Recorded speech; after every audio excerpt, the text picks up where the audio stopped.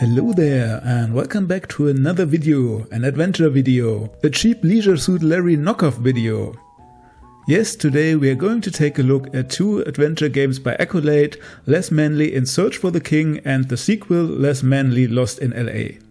I had not played these games before I made this video, but what I did play was Altered Destiny, which was also developed by Accolade and created in the same engine as the first Les Manley game. Now let's have a look back at the company that created the games, at the controversy surrounding them and how they actually played.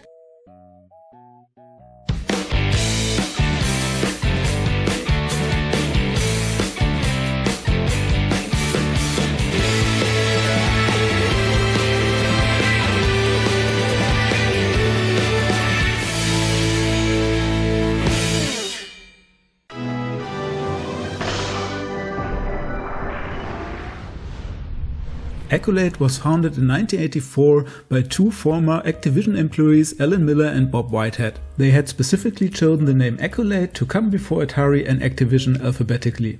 The company was mostly acting as a publisher for well-known titles like the Test Drive series, Elvira or Turrican, but they also developed several games in-house. In the late 80s and early 90s, adventure games by Sierra and other companies were all the rage.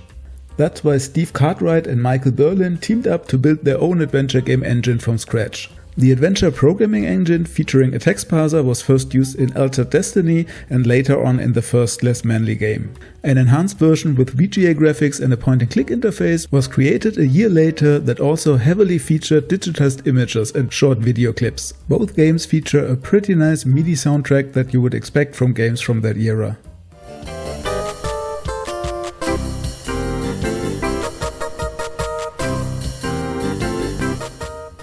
The team was visibly proud of what they had achieved in the second game, even releasing a small making-of pamphlet where they proudly displayed what they had achieved, with real actors and new technology. One can assume though that the second game was not a big success as it was the last in the series, and Accolade's focus shifted more towards console gaming in the future.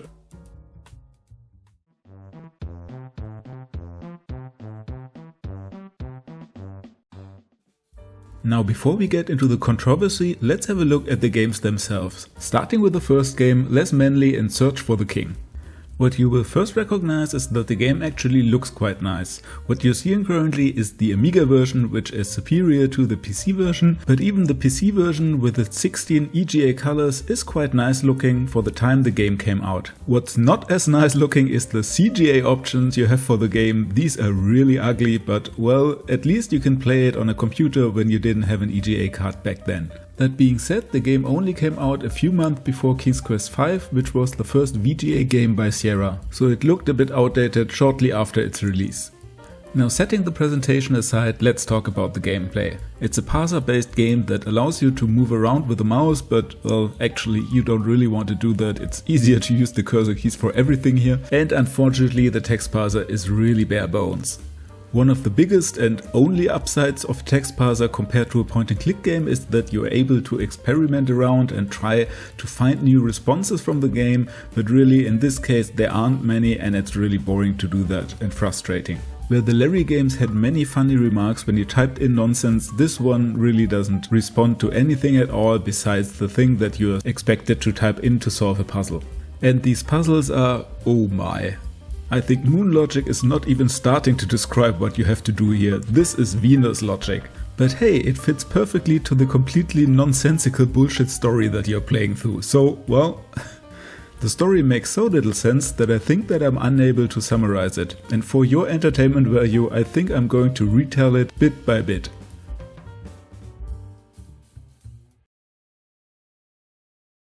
The game starts with a meeting at a TV station where a promotional contest is proposed. Whoever finds the king, obviously an Elvis Presley reference, will win $1 million. It's such a smart idea because you see the king is dead, so the station would never actually have to pay out the reward. Nevertheless, our protagonist Les stumbles into the scene and thinks to himself that he could do it without having the slightest idea how. So what is he going to do? Go to the bus terminal nearby to get a ticket to maybe Las Vegas or something? Nah, that would be too obvious. The whole bus terminal and the screen with the bus next to it are nothing but a red herring. He gets a job at the carnival, of course, to shovel some elephant shit. With the free ticket he gets as a payment, he visits the fortune teller, who doesn't tell him shit either. So then you take up the dream of a sleeping watchman and give it to Helmut, the smallest man in the world. Then you pick up Helmut and throw him in a mailbox. Makes total sense, right? Then you enter a random house with a lady who owns a scarf from Elvis. Then you spill water on it and steal it from the washing line. Then you feed popcorn to a lion to get the cape from the circus artist. Then you get launched to Las Vegas via the high striker. Then you get a call from your boss assistant that is completely random, who's even admitting to it making no sense by a fourth wall breaking joke. Then you pick up Helmut from the mailbox who got mailed here. Then you steal a key from the maid in the hotel. Then you attach Helmut to Floss and lower him into the drain to receive a receipt from the dry cleaner. Then you pick up the Elvis outfit. Then you hitchhike to the kingdom. There you will lose at the Elvis impression contest. Then you go into the kingdom mansion to disable the alarm by putting Helmut inside the mouth of the bare carpet. Then you steal the guitar and a microphone. Then you make yourself a peanut butter banana sandwich and instantly gain weight. Then you perform at the impression contest again, but this time you get trampled by an overly enthusiastic crowd. So you die and you go to heaven, and there you take a picture of Elvis, and now you become the CEO of the TV station because the station doesn't have $1 million. Now who on earth came up with that storyline and what were they smoking? Unfortunately, as funny as this is, this makes it very hard to play the game because you never know what you are supposed to do and you can only progress with trial and error, which is not much fun because, as I said earlier, the text parser really doesn't give any interesting or funny remarks when you're on the wrong track. So yeah, this game wasn't great, and I didn't even mention that you could of course also die in the game, though not as frequently as in some of the Sierra games, but to add insult to injury, you have plenty of dead man walking situations where you could have missed a multitude of items, progress to the next location just to find out that it's a dead end and unable to return to the previous one. The magazines at the time were a bit more generous with their rating. For example, the UK-based magazine Games X gave it an 80%, which is quite high in my opinion, but compared to that, the German Amiga Joker only gave it 58%.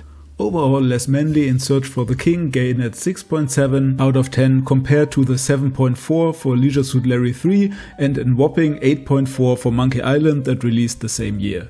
Personally, I would only give the game a 3.5 and not recommend anyone to play it unless you really want to experience the batshit insane story yourself. With that being said, let's have a look at its sequel, Les Manley Lost in LA.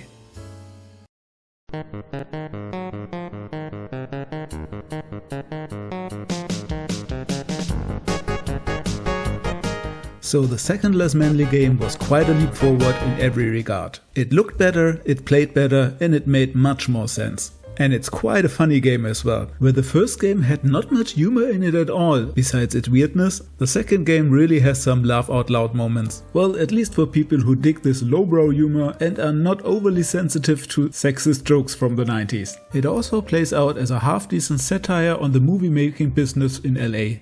The art style of the game changed quite drastically, making use of the full 256 colors from the VGA palette. It combines hand-drawn pixel art with digitized images. And where you might say they age poorly, I just adore them. They add this uncanny surrealism garnished with a lot of cheese. As with the Sierra games of the time, they also ditched the text parser in favor for a point-and-click interface. Instead of selecting an action first, like in the Sierra Creative Interpreter games, you just click on an object and then you can select what you want to do with it from a small pop-up. So it more closely resembles the coin or badge interface from later LucasArts games like Full Throttle or Curse of Monkey Island. Magazines from the time didn't seem to appreciate that, but I think it feels quite modern and is very intuitive.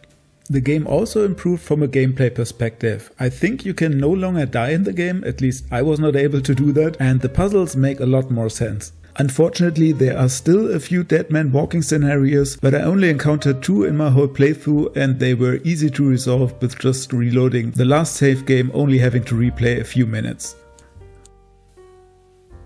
Summarizing the game story should be a lot easier this time around. We start out with an ominous scene of Helmut, the little man from the first game, and his girlfriend LaFonda Turner getting kidnapped from his house in Beverly Hills. He had become a big star in Hollywood after his arrival and has now disappeared just like many other celebrities around town. Before that though, he had invited Les to come over for a visit. Right after his arrival, Les is confronted with his friend missing and immediately starts searching for him. It's only after breaking into the LAPD servers that he finds out the two main suspects are a pop star called Marla Donna, how original, and the movie studio CEO Abe Goldstein. Now all he has to do is become a famous celebrity himself in order to get invited to the big Nikopolis party and confront the two about the whereabouts of poor Helmut. The two blame each other and Les is none the wiser until he happens to witness the two blonde girls who work for Abe kidnapping Marla Donna. He follows them to a closed wax museum. That's where the final showdown takes place and the real identity of Abe is revealed. Some random guy who hates Hollywood and turns celebrities into living wax figures to take revenge. Les frees Helmut from his wax prison and together they manage to overpower the maniac and bring him to justice by throwing him off the museum's roof, which also happens to be a bell tower for whatever reason. Yeah, and that's it. Obviously I left out many funny scenes that happen in between, but the general story is rather straightforward and makes a lot more sense than the one in the first game.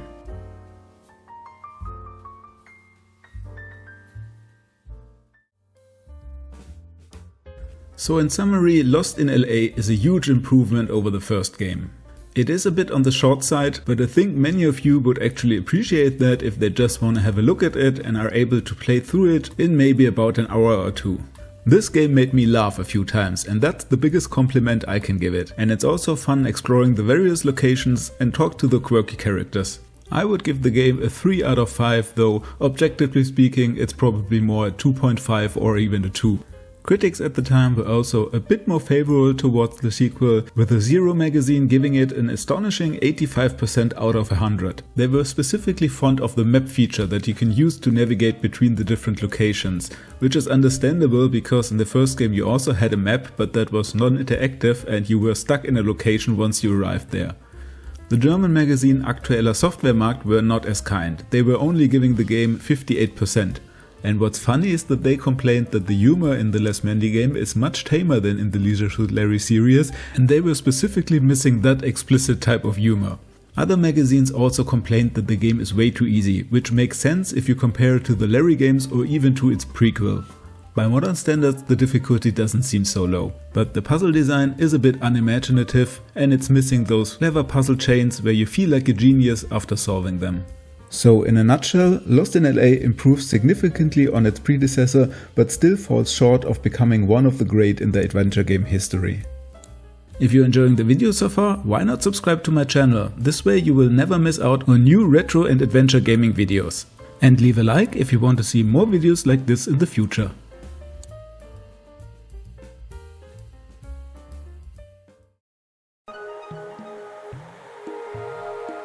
It sounds to me like you're just another self-made, wealthy, healthy, new age, 90s fast-paced dropout looking for meaning in an otherwise meaningless existence.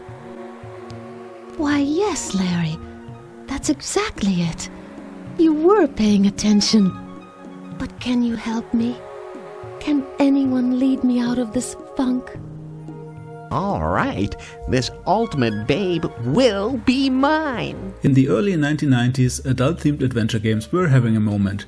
With the rise of the home computer and a generation of gamers aging out of Saturday morning cartoons, titles like Leisure Suit Larry, Spellcasting 101 and Rex Nebula pushed boundaries with humor that was more PG-13 than parental advisory. These games weren't explicit, but they flirted with innuendo, sexual frustration and enough double entendre to make a high school health teacher sweat.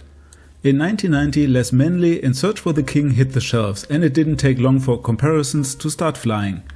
Here was another nerdy everyman thrown into bizarre situations, navigating a text parser interface and chasing after fame with a few suggestive jokes along the way. To many, it looked like a clear knockoff of Leisure Suit Larry, and even the devs themselves acknowledged that. There are multiple nods and bits of self-referential humor aimed at the Leisure Suit Larry series in the Les Manley games.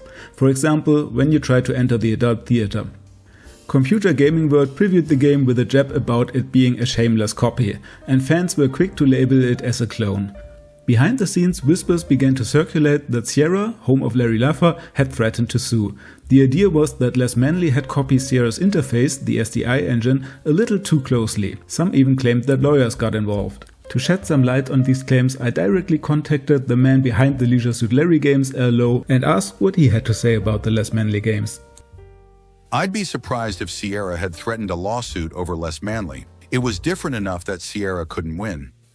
I was quite busy at the time producing games and gave it only a passing glance. I did appreciate the protagonist's name though, much better than Larry. To me, the games didn't seem much of a threat, and I think that proved to be correct. And there you have it, Les Manley is better than Larry Laffer, but in name only. Because while the two games may look similar on the surface, the differences start to show as soon as you scratch the paint. Larry Laffer is horny, desperate and hopelessly overconfident, and that's where the humor lives. He's constantly striking out, always reaching beyond his grasps, and the comedy comes from his endless, humiliating failures. Les Manley, on the other hand, isn't really chasing women. In Search for the King, he's chasing Elvis. In Lost in LA, he's solving a mystery. He's not sleazy, he's not smarmy, he's just sort of there, which makes him a little harder to laugh at and a lot harder to remember. Without Larry's delusions of grandeur or the tragic overconfidence, Les ends up feeling more like a vehicle for plot than a character with a punch. Still though, Les Manley carved out his own strange little corner of adventure game history. He didn't dethrone Larry, far from it, but he gave us a snapshot of a time when adventure games were experimenting with adult humor, digitized actors and a whole lot of weird ideas. He may not be the king, but he sure went looking for him. To end this video, I'm going to stop talking now and present one of the greatest scenes from the second game in full length for your entertainment. I hope you enjoyed watching this video, and with that, see ya!